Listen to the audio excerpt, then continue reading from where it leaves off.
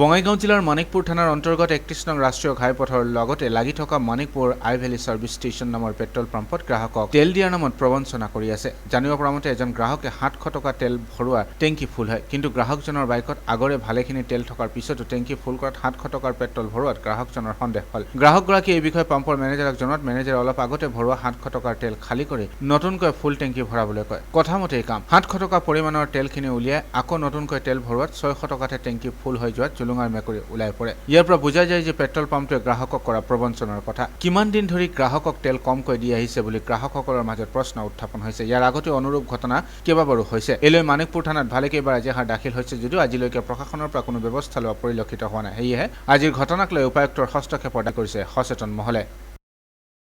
মই তেল ভৰাব আহিছিলোঁ, মোৰ গাড়ীত ৩ লাখ তেল আছিল। তাৰপিছত মোৰ অলপ সন্দেহ হ'ল, তেলত অলপ কম হৈছে। মোক ৭০০ টকাৰ তেল দিছে ফাৰ্ষ্ট টাইম।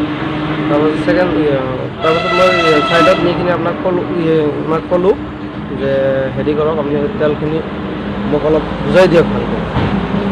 তাৰপিছত তেল বেলেগ গাড়ীত ঢালি দিলে, ঢালি দিয়াৰ পাছত আৰু নেক্সট টাইম আৰু তেল ভৰাই দিল, তাতে আৰু ৬০০ টকাৰ তেলতে হৈ গ'ল, ১০০ টকাৰ তেল কম দিছে। প্ৰথম টেংকি ফুল কৰাতে ৭০০ টকা লাগিছিল আৰু এইবাৰ টেংকি ফুল কৰাতে ৬০০ টকা তেল। ৬০০ টকা দিছিল, তাৰমানে ১০০ টকাৰ তেল আপোনাক কম দিছিল। মই এইটো কথাই ক'ব বিচাৰোঁ যে যাতে কোনোবা গ্ৰাহক মানে তেল যাতে কম নিদিয়ে, এইখিনিয়ে মোৰ অনুৰোধ।